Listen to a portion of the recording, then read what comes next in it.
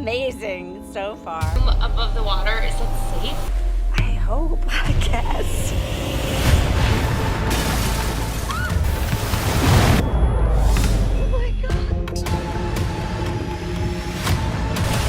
तो कहानी की शुरुआत में हमें एक शादीशुदा जोड़े को दिखाया जाता है जिसमें लड़की का नाम जैलीन और लड़के का नाम कायल होता है। ये दरअसल यहाँ छुट्टियां मनाने आए थे। ये जिस घर में रह रहे थे वो तकरीबन पानी के ऊपर ही था, जो पूरा का पूरा लकड़ी का बना हुआ था। असल में कुछ दिन पहले जैलीन का बच्चा भी जाया हो गया था। इस वजह से वो बहुत ज्यादा टेंशन में रहती थी, मगर उसका हस्बैंड क्योंकि उससे बहुत ज्यादा प्यार करता है इसीलिए वो उसका बहुत ज्यादा ख्याल रहा है। इसके बाद वो नहाने के लिए पानी में डुबकी लगाते हैं, जिस दौरान कायल के पाँव पर चोट लग जाती है जिससे उसका खून बहने लगता है। जैलीन खून देखकर बहुत ज्यादा घबरा जाती है क्योंकि उसे दोबारा से अपना माजी याद आ गया था जब उसके बच्चे की पैदा होने से पहले ही मौत हो गई थी। मगर इस बार भी उसका हस्बैंड उसे संभालता है और वापस घर में ले जाता है। अब जब जैलीन अपनी अम्मी से फोन पर बात कर रही थी तो खबरों में दिखाया जाता है कि वियतनाम में शदीद तूफान आने वाला है, लेकिन वो जुबान वियतनाम की थी इसलिए जैलीन को कुछ समझ नहीं आता और वो फोन पर बात करने के बाद अपने कमरे में आकर लेट जाती है। और रात को जब ये सो रहे थे तो समुद्र की बड़ी बड़ी लहरें इनके घर से टकराना शुरू हो जाती हैं। अब शुरू में तो इन्हें यह आम बात लगती है क्योंकि अक्सर यहाँ ऐसा होता रहता है, मगर अचानक ही समुद्र की बड़ी बड़ी लहरें इनके घर को जो लकड़ी का बना हुआ था अपनी चपेट में ले जाती हैं और पानी घर के अंदर आने लगता है और इनका घर पानी में बहना शुरू हो जाता है। ये दोनों इस सूरत हाल से काफी ज्यादा परेशान होते हैं। बाहर इन्हें समुद्र किनारे कुछ चट्टानें दिखाई देती हैं जिन्हें देखकर जैलीन अपने हस्बैंड को वहाँ जाने का कहती है, मगर उसका खामद उसे मना कर देता है, ये कहते हुए कि बाहर समुद्र में बहुत ज्यादा तूफान आया है इसीलिए हमें यहीं रुकना चाहिए,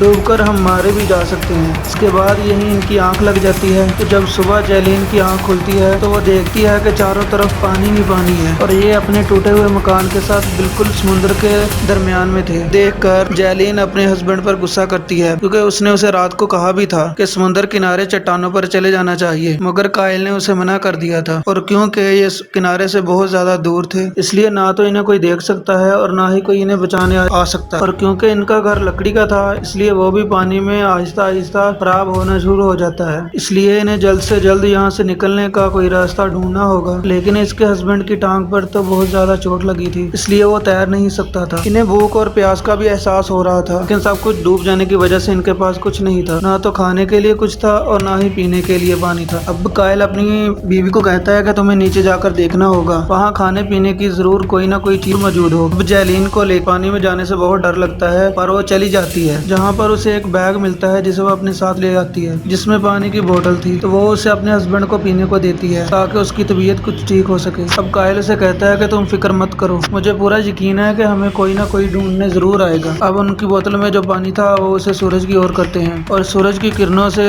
आग और धुआं पैदा करने की कोशिश करते हैं ताकि धुएं को देखकर उन्हें कोई बचाने आ जाए, मगर इनका यह तरीका कामयाब नहीं होता। ये बहुत बड़ी मुसीबत में फंसे हुए थे लेकिन ये हौसला रखते हैं और वो दोनों काफी खुश थे और वहीं लेट जाते हैं। उसी वक्त जैलीन को हेलीकॉप्टर के उड़ने की आवाज आती है। जैलीन उसे देखती है और उसके और हाथ हिलाती है, लेकिन बदकिस्मती से वो इन्हें देख नहीं पाता और वहाँ से चला जाता है क्योंकि वो इनसे काफी दूर था और वो हेलीकॉप्टर जैलीन की आंखों के सामने ही चला जाता है। हालांकि वो चीख भी रही होती है और चिल्ला भी रही होती है और हाथ भी हिला रही होती है उनकी साइड, वो उसे देख ले, मगर वो इसे देख ही नहीं पाते। थोड़ी देर बाद जैलीन फिर देखती है कि उनके थोड़ा सा दूर ही एक शिप है। इस बार भी वो चीखती और चिल्लाती है और आरती हिलाती है, लेकिन इस बार भी कोई बात नहीं बनती और वो भी इतनी ही देर में कायल की भी आंख खुल जाती है और वो फिर से धुआं या आग जलाने की कोशिश करता है। इस बार वो कामयाब भी हो जाता है, मगर जब तक धुआं उड़ पाता शिप वाले वहाँ से चले जाते हैं। वो इनसे काफी दूर जा चुके थे। ये दोनों बहुत ज्यादा मायूस होते हैं और तो और मुसीबतें इनके लिए बढ़ती ही जा रही थी क्योंकि जो आग इन्होंने धुआं उठाने के लिए जलाई थी वो इनके पूरे घर को लग गई थी। आग बढ़ती ही जा रही थी और सब कुछ जलना शुरू हो जाता है। अब इन दोनों को अपनी जान बचाने के लिए पानी में कूदना पड़ता है। पानी में कूदने के बाद ये अपनी आंखों के सामने ही अपने आखिरी सहारे को जलता हुआ देखते हैं, जहाँ कुछ ही देर पहले इन्होंने अपनी जान बचाने के लिए पनाह ली हुई थी। इनके सामने कुछ लकड़ी के टुकड़े थे जिनके सहारे ये पानी में तैरते हैं, मगर क्योंकि कायल की टांग पर चोट लगी थी जिसकी वजह से खून पूरे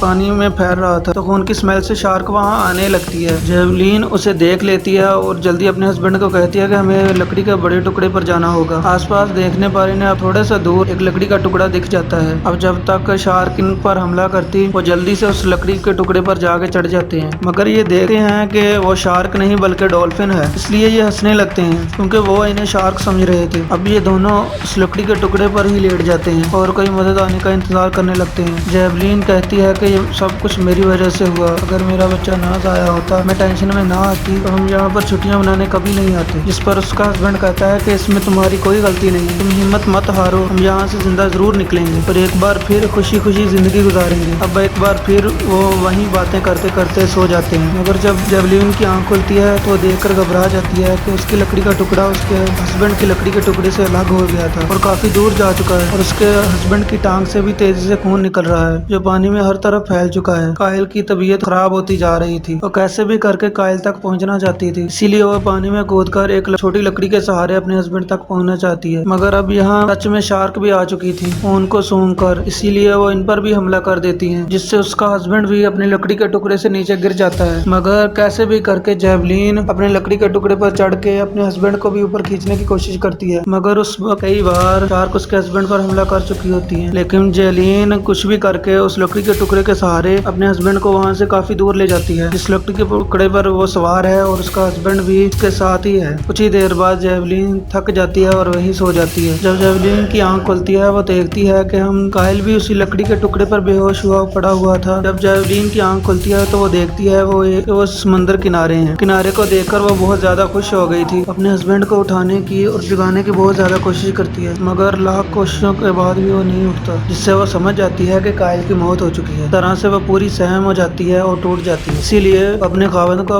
गले लगाकर रोने लग जाती है और चीखने लग जाती है, क्योंकि कुछ ही देर पहले उसने अपने बच्चे और आज अपने हस्बैंड को भी खो दिया था। इन सब के लिए वो खुद को इसका जिम्मेदार कहती है, क्योंकि इसकी टेंशन की वजह से इसके हस्बैंड ने यहाँ छुट्टियां मनाने के लिए इसे कहा था कि जेवलिन का दिल बहल सके। अब जेवलिन इतनी परेशान हो गई थी कि जोर जोर से रोने लगती है और चिल्लाने लगती है और कुछ ही देर बाद वहीं रो रो के बेहोश हो जाती है। अगले दिन सुबह जब उसकी आंख खुलती है तो वो देखती है कि उसके हस्बैंड की लाश वहाँ नहीं थी, क्योंकि समुद्र की बड़ी बड़ी लहरें उसे बहाकर वापस समुद्र में ले रही थी, जहाँ पर वो बड़ी बड़ी शार्क थी। कुछ ही देर बाद जेवलिन को अपने हस्बैंड की लाश दिख जाती है और वह पानी में अपने हस्बैंड की लाश को वापस लेने जाती है। इसी दौरान उसे एक शार्क देख लेती है और उसकी टांग को बहुत ज्यादा जख्मी कर देती है, जिसके बाद वो जैसे तैसे करके खुद को संभालती है और समुद्र के बाहर आ जाती है। वो चारों तरफ देखती है कि धूल उड़ रही है। उसी वक्त उसकी नजर एक चट्टान पर जाती है, वो जल्दी से उसके ऊपर चढ़ जाती है। तभी उसे दूसरी तरफ एक गोल कश्ती में एक मछुआरा नजर आता है, क्योंकि वो मछुआरा है और मछलियां पकड़ने यहाँ आया है। जेवलिन उसे देखकर बहुत ज्यादा खुश होती है, क्योंकि वो जल्दी से उसकी कश्ती पर चढ़ के उसे पहले तो जगाने की कोशिश करती है और फिर उसे समझाने की कोशिश करती है कि मेरे हस्बैंड की पानी में मौत हो गई है, क्योंकि वो बहुत ज्यादा जख्मी थी। और वो मछुआरे को कहती है कि मुझे तुम्हारी मदद चाहिए, लेकिन वो आदमी पढ़ा लिखा नहीं होता और उसे इंग्लिश समझ नहीं आता, जो देखकर जेवलिन उसे बड़ी मुश्किल से समझाती है कि देखो मैं ये कहना चाहती हूँ कि मुझे मदद की जरूरत है। इसके बाद वो अपनी जख्मी टांग भी उसे दिखाती है। मछुआरा उस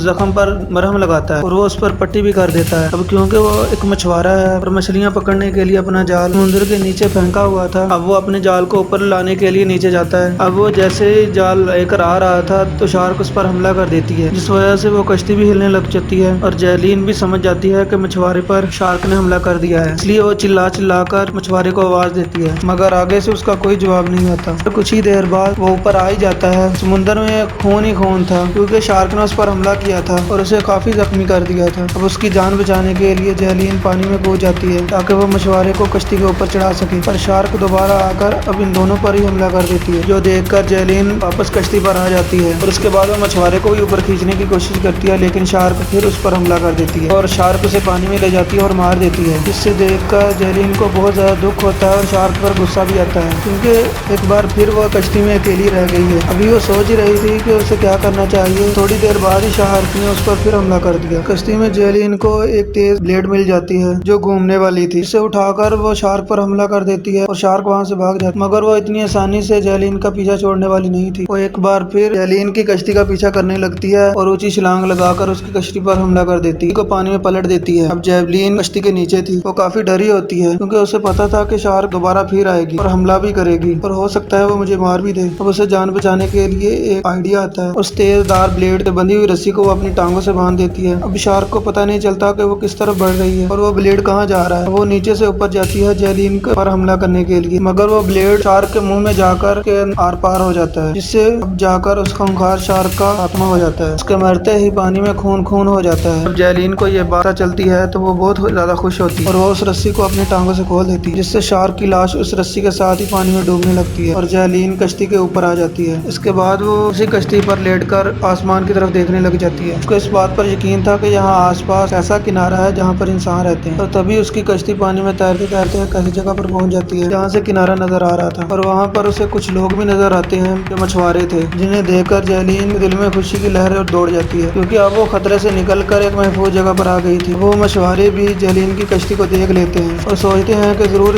इस कश्ती पर कोई है जिसे मदद की जरूरत है। और जैलीन भी आसमान की तरफ देखती है और फिर उनकी तरफ देखती है और सुकून का सांस लेती है। हालांकि उसे अपने हस्बैंड के मर जाने का बहुत ज्यादा अफसोस होता है, मगर अब वो चाह कर भी उसे वापस नहीं ला सकती थी। पर अब उसने एक बात सीख ली थी, जिंदगी में चाहे कितना भी मुश्किल टाइम क्यों ना आ जाए, इंसान को कभी भी हिम्मत नहीं आनी चाहिए, तो हमेशा उस मुश्किल से लड़ना चाहिए, क्योंकि जो अपनी मुसीबतों और मुश्किलों से लड़ते हैं तो जिंदगी उन्हें जीने का एक और मौका भी देती है, जैसे कि जैलीन को मिला। क्योंकि अगर उसने भी हार मान ली होती और अपने हालात से ना लड़ती तो आज उसकी भी मौत हो चुकी होनी थी, मगर वो शार्क से लड़ी और आखिरकार उसे मार ही डाला। अब उसके पास एक नई जिंदगी है जिसे वो जीना चाहती है। बेशक उसने अपने बच्चे और हस्बैंड को खो दिया, मगर उसे एक बात समझ आ गई है, दुनिया में चाहे कोई भी चीज हो हमेशा के लिए नहीं रहती। हर किसी ने एक ना एक दिन ये दुनिया छोड़कर जाना है। अपने प्यारों के छोड़ जाने के बाद दुखी नहीं होना चाहिए, बल्कि सब्र काम लेना चाहिए।